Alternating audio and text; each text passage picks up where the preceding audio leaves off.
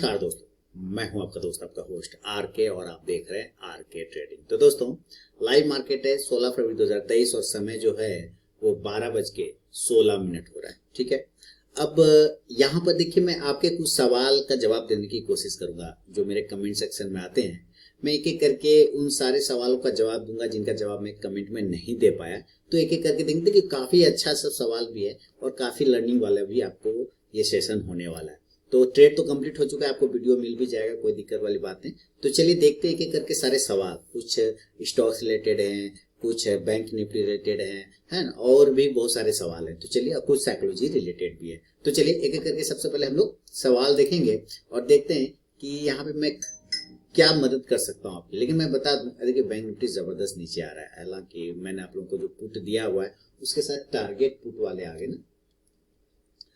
Put के अंदर target, मैंने तो प्रॉफिट भी बुक करवा दिया आपको, उसके लिए क्या दिक्कत है, वो तो मैंने आपको प्रॉफिट भी बुक करवा दिया, बिल्कुल सही। ठीक है, तो दूसरा टारगेट, सेकंड टारगेट तक चला गया। अभी देखिए, सबसे पहले वीरेंद्र जादली जी ने लिख रहे हैं, सर गर्दा उड़ा दिया, you are a real trader. Thank you sir. Parveen Baratake ji कह रहे हैं, thanks for your help, welcome sir. उसके अलावा सुरेश कुमार जोशी साहब कह रहे हैं, थैंक यू सर। चलिए, मैं सवाल जो बढ़िया वाला सवाल है वहां पे आता हूँ। तो एक सवाल है दोस्तों, वीजी कैपिटल करके एक व्यूवर है, वो लिख रहे हैं, सर मॉनिटर के बारे में बताइए, कौन सा है, साइज एंड प्राइस। देखिए, मैं जो लाइव वीडियो बनाता हूँ आप लोगों के बैंक निफ्टी के एनालिसिस वाला, और साथ ही 3 स्टार जो वीडियो बनाता हूँ, वहाँ पे एक आप देखते होंगे मेरे वीडियो में नाम आता है माइक्रोमैक्स का, वो मॉनिटर माइक्रोमैक्स का है। ठीक है, और चूंकि आप बड़े ब्रांड में जाएंगे, जैसे एमआई का हो गया या सैमसंग हो गया, एलजी हो गया, तो कॉस्टली बहुत ज्यादा पड़ेगा। ये चीप एंड बेस्ट हो जाता है माइक्रोमैक्स का। ठीक है, तो आप माइक्रोमैक्स के बारे में कहते हैं। और ये जो साइज है, ज्यादा बड़ा साइज अभी मैंने नहीं रखा है, क्योंकि देखिए जरूरत होनी चाहिए ना, उतनी बड़ी जरूरत होगी तभी तो उतना बड़ा मुझे जरूरत नहीं है। जितना का काम जरूरत है उतना मेरा हो जाता है, क्योंकि मुझे आदत है चीजों को एडजस्ट करने की। मुझे आदत है कि जितना भी काम चल रहा है ठीक है ना, कोई जरूरी थोड़ी, कोई ऐसा थोड़ी मुझे प्रोफेशनल लगा दिया बड़का सिर्फ शो ऑफ में। ऐसा शो ऑफ नहीं है, बस सिंपल सा माइक्रोमैक्स का है। और ये शायद 38 इंच शायद है ना, तो वो है। आप इसके बारे में भी अब सर्च कर सकते हैं, चेक कर सकते हैं, बहुत ही सस्ते प्राइस का एक मॉनिटर। दूसरा है जॉय स्वंदकार जी लिख रहे हैं, one of the genuine trader I have ever seen. Thank you sir Joy Swandkar साहब। पार्ट टाइम ट्रेडर करके एक व्यूवर है, वो लिख रहे, वो 20 रुपीज मुझे थैंक्स डाला है। आपका बहुत बहुत thank you part time trader ji. इन्होंने थैंक्स करके, जो होता है ना यूट्यूब में एक थैंक्स करके एक होता है कि अगर आप किसी को थैंक्स या देना चाहते हैं वो आपके उनके काम के बदले में, तो आप कुछ वहाँ पे पेमेंट कर सकते हैं, कुछ पैसे के माध्यम से मदद कर सकते हैं। वहाँ पे उन्होंने 20 रुपीज दिया, तो इसके लिए मैं पार्ट टाइम ट्रेडर जी का थैंक यू करना चाहूंगा बहुत। हालांकि इसकी जरूरत नहीं थी, लेकिन चलिए कोई बात नहीं, आगे बढ़ता हूँ। देखिए, मैं एक एक करके आंसर भी करता हूँ। गर्दा उड़ा दिया, रियल ट्रेडर, थैंक यू। मैं यहाँ लिख देता हूँ, वेलकम सर, है ना। और भी नीचे और भी सवाल है, अभी सवाल खत्म नहीं हुआ है, तो मैं यहाँ पे सवाल का जवाब भी। देखिए, इसका मजा ही अलग है सर, इसका मजा ही अलग है। लाइव में आपको आंसर दिखा के इस तरह से जवाब देना, इसका मजा ही अलग है ना। तो मैं सबके सवाल का जवाब, अब देखिए, अब एक है दर्शन गोबड़ा जी लिख रहे हैं, sir ji when will the live trading room begins, working professional will find it handy, since we need it spend it time 1 to 2 hours for trading with your guidance. ये कह रहे हैं कि आप लाइव ट्रेडिंग रूम कब start कर रहे हैं सर, और वर्किंग प्रोफेशनल जो है 1-2 घंटा हाथ में टाइम रहता है, तो वो आपके साथ स्पेंड कर लेगा, तो आपके गाइडेंस में ट्रेड हो जाएगा। सर लाइव ट्रेडिंग रूम अभी प्लान नहीं किया है सर। लाइव ट्रेडिंग रूम के लिए प्लान इसलिए नहीं कि, मैं बता देता हूँ, देखिए मैं बेचता नहीं हूँ खुद को, है ना, मैं खुद को नहीं बेचता। खुद को बेचने का मतलब, मुझे वो आदत थी, मैं ट्रेडिंग से पैसे कमा ले, ज्यादा ये भी नहीं था कि मैं कोर्स बेचता रहूं, कोर्स से पैसे कमाऊं, ऐसा मुझे कुछ लगता नहीं है कभी, है ना। कोर्स ज्यादातर बेचने का या मार्केटिंग करने की उसकी आदत होती है, जो ट्रेडिंग से नहीं कमा रहा है। मैं तो कमा लेता हूँ, इसलिए आप देखते हो मेरे मोबाइल ऐप पर कोर्सेस है, एक से एक कंटेंट, बेहतरीन कंटेंट वाले कोर्सेस है, फिर भी मैं उसका जल्दी प्रचार नहीं करता हूँ। पता है क्यों? क्योंकि जो क्वालिटी है ना, वो लोग जो एक बार देख लेगा वो खुद पब्लिसिटी कर देगा उसका, कि भाई उसके पास जबरदस्त कोर्स है। तो और बाकी मैं एक इंटरनेट ट्रेडिंग कोर्स करता हूँ ऑर्गेनाइज, उसके भी लोग मुझे क्वेरी भेजते रहते, सर कब करोगे स्टार्ट, तो वो भी अभी पेंडिंग है, मेरे मन पर है। लेकिन उम्मीद है कि लाइव ट्रेडिंग रूम अभी फिलहाल मैं पोस्टपोन कर रखा हूँ, चूंकि सर बहुत सारे काम हो जाते हैं। लेकिन मार्च, जो फरवरी खत्म हो रहा है, तो मार्च के मिडिल में या मार्च के लास्ट में एक बार सोच सकता हूँ। फिलहाल मेरा फोकस रहेगा जो लोग ज्यादातर पेंडिंग में पड़े हुए इंट्राडे ट्रेडिंग कोर्स के लिए, है ना, कि वो कब नया बैच स्टार्ट करोगे, तो मैं उस पर प्लान कर रहा हूँ, वो पहले मैं प्लान कर लेता हूँ, उसके बाद फिर मैं लाइव ट्रेडिंग रूम के लिए बात करूंगा। दर्शन गोबड़ा साहब का सवाल है। राघवेंद्र कुलकर्णी जी लिख रहे हैं, sir really surprise how easily you take trades that too in a very short period. I failed to reach your supremacy. अच्छा, supremacy से तो ऐसा नहीं सर, कोई बात नहीं, ये कल का वीडियो के बारे में लिख रहे हैं, तब जो लाइव ट्रेडिंग वाला वीडियो था, कि आपको ये जब एक्सपीरियंस हो जाता है ना राघवेंद्र जी, एक्सपीरियंस हो जाता है और काफी लंबा टाइम आप बिता लेते हैं ना किसी के साथ में, तो आपको उसका बिहेवियर पता चल जाता है। तो यहाँ पे बैंक निफ्टी में ट्रेड किया, तुरंत से पकड़ा, तुरंत से प्रॉफिट बुक किया, तो उसका बिहेवियर पता चल जाता है। और एक दिन पहले एनालिसिस भी करता हूँ कि कहाँ पे बाय करना है, कहाँ पे सेल करना है, कहाँ पे कॉल बाय करना है, कहाँ पे पुट बाय करना है ना, तो उसके वजह से जब वो लेवल आते हैं तो जरूर बाय कर लेता हूँ। अब यहाँ पे है सैनी सौ साहब लिख रहे हैं, सर आप अपने ट्रेडिंग स्टाइल में प्राइस एक्शन को ज्यादा यूज करते हैं या इंडिकेटर को ज्यादा यूज करते हैं? मेरा चार्ट दिख रहा है सर, चार्ट दिख रहा है मेरा, मेरे चार्ट पर कहीं कोई इंडिकेटर नहीं होता, मेरे चार्ट पे कहीं कोई इंडिकेटर नहीं होता। आप यहाँ पे देखिए तो कहीं कोई इंडिकेटर लगा हुआ है, कहीं कोई इंडिकेटर नहीं है ना, मेरा चार्ट ब्लैंक होता है, प्योर चार्ट ब्लैंक होता है ना। और मैं ज्यादातर इंडिकेटर को यूज ही नहीं करता सैनी साहब, मैं बस अपने चार्ट को यूज करता हूँ, अपने पैटर्न को यूज करता हूँ, अपने प्राइस को यूज करता हूँ, कैंडल को यूज करता हूँ, और साथ ही साथ सपोर्ट रेजिस्टेंस वगैरह। इंडिकेटर उन लोगों के लिए होता है जो नए नए इस मार्केट में आते हैं, नए नए उनको कुछ पता नहीं चलता है, क्योंकि सीखना उनको होता नहीं है, तो वो सीखना चाहते हैं तो वो इंडिकेटर का सहारा ले लेता है। इंडिकेटर बोलेगा बाय कर लो, इंडिकेटर बोलेगा सेल कर लो, लेकिन हर इंडिकेटर की एक अपनी क्षमता होती है, वो कहीं न कहीं जाकर फेल होता है, उसको आप फ्रस्ट्रेशन में चले जाएंगे। अगर इंडिकेटर खराब नहीं है, मैं कहता हूं अगर आप इंडिकेटर को यूज करते हैं तो बिल्कुल इंडिकेटर ही यूज करिए हर कंडीशन में, फिर वो चाहे आपको प्रॉफिट दे या लॉस ले, लेकिन उसको कंटिन्यू यूज करिए, तभी वो आपके लिए होगा। लोग यहाँ पे बदल देते हैं चीजों को, बदलिए नहीं, उसको कंटिन्यू समय दीजिए। और दूसरा एक मयूर गोरे साहब लिख रहे हैं, कभी आपने इन एनालिसिस स्टॉक में ट्रेड किया? मैं तो आपके लाइव ट्रेडिंग वीडियो में कभी नहीं देखा है कि जो पहले से एनालिसिस करके रखते हैं स्टॉक में ट्रेड ही नहीं करते, तो फिर एनालिसिस करने का क्या मतलब? लाइव मार्केट में, अच्छा लाइव लिखना चाह रहे हैं लेकिन लाइव लिख रहे हैं, लाइव मार्केट में तो दूसरे स्टॉक में ट्रेड करते हैं। ये 3 स्टार वाले में बता रहा हूँ। देखिए मयूर सगारे साहब, आप नहीं करते हो तो इसका मतलब थोड़ी कोई नहीं करता, बात समझिए, है ना। ये इतने सालों से मैं दे रहा हूं और ये चल रहा है, लोग देख रहे हैं, इसका मतलब है लोगों को फायदा। और मुझे पर्सनल व्हाट्सएप मैसेज भी आते हैं कि ये काफी यूजफुल होता है। जिस दिन 3 स्टार का वीडियो नहीं डालता हूं तो कितने सारे मैसेज आते हैं, सर आज आपने 3 स्टार नहीं डाला सर, है इसका मतलब है तो लोग ट्रेड करें, और मैं ट्रेड करता हूं सर। आपको अब ये चीज थोड़ी हर चीज खोल खोल के मैं दिखाऊंगा, मेरा ये देखो मैंने ये किया, नहीं, ये पॉसिबल नहीं होता है। अब कितने तो लोग इस तरह के भी होते हैं, कहेंगे तुम अपना बैंक अकाउंट दिखाओ, है ना, ये लॉजिक है, ये लॉजिक है। कोई कहेगा तुम अपना बैंक अकाउंट दिखाओ, कितना बैंक अकाउंट है, ये कोई, देखिए मैं करता हूं, मेरे बहुत सारे टर्मिनल हैं, मैं करता हूं, सब जगह लगे रहते हैं। जैसे आज के लिए मैंने क्या दिया हुआ था, आज के लिए मैंने दिया था आपको कमिंस, है ना, ये ABFRL दिया था, उसके साथ बजाज फिनसर्व दिया था, उसके अलावा मैंने कमिंस इंडिया भी दिया था। ये 3 स्टॉक्स दिए थे और तीनों का, चलिए मैं आपको यहाँ पे चार्ट दिखाता हूँ। देखिए कमिंस, है ना, कमिंस इंडिया, आप यहाँ 5 मिनट के चार्ट पे, ये 5 मिनट का चार्ट है, देखिए क्या जबरदस्त। कमिंस इंडिया को कितना के ऊपर बाय बोला था, कमिंस इंडिया को 1634 के ऊपर बाय किया, 1634, देखिए ये 1654 चल रहा है। इसका मतलब क्या है कि काम कर रहा है तभी तो मैं दे रहा हूं, काम ही नहीं करेगा तो मैं क्यों दूंगा, मैं खुद करता हूं, क्योंकि मेरे अब हर चीजों को मैं दिखा करूं ये लोगों। हाँ, अगर आप मेरे पुराने वीडियो देखेंगे, उम्मीद है नहीं देखे होंगे, अगर आप मेरे बहुत पुराने वीडियो देखेंगे जो कि 5 साल पहले तक का, आप देखेंगे बिल्कुल मैं प्रॉपर सिखाता था कि भाई एक दिन पहले ये स्टॉक सेलेक्ट किया, आज इस पर ट्रेड होने वाला है। क्योंकि जो लोग पुराने हैं वो जानते हैं, लेकिन चूंकि आप नहीं देखते होंगे, आप नए हैं इस वजह से, या फिर स्किप करने की आदत होगी, या पुराना वीडियो नहीं देखा होगा, इस वजह से थोड़ा आपको कंफ्यूजन है। ऐसे कुछ भी नहीं है सर, और मुझे आपके साथ कोई दुश्मनी थोड़ी है, आप बात समझिए।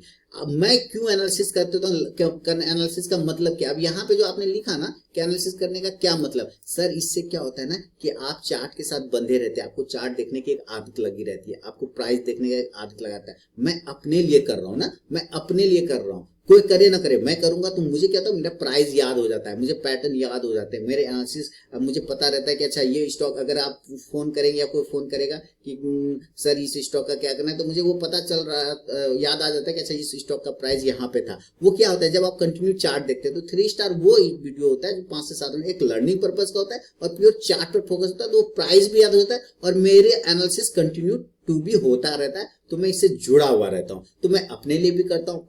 कोई ट्रेड कर रहा है, इसका मतलब तभी तो वो पोस्ट हो रहा है। अगर कोई ट्रेड ही नहीं करेगा तो फिर पोस्ट क्यों होगा, ये बात समझिए। और मैं खुद करता हूँ सर, इसी वजह से तो वो पोस्ट हो रहा है। बाकी आपकी मर्जी है, क्योंकि सबको सोचना, देखिए किसी के सोच पे मैं पाबंदी तो नहीं लगा सकता है ना। भारत एक स्वतंत्र देश है जहाँ पे सोचने का अधिकार मौलिक अधिकारों की श्रेणी में शामिल है। आपका मौलिक अधिकार है, आप जो सोचना है आपको सोचें, आप सोचने के लिए स्वतंत्र है सर। बाकी आपका पीएल स्टेटमेंट आपको बता देगा कि आप क्या सोच रहे हैं, गलत या सही।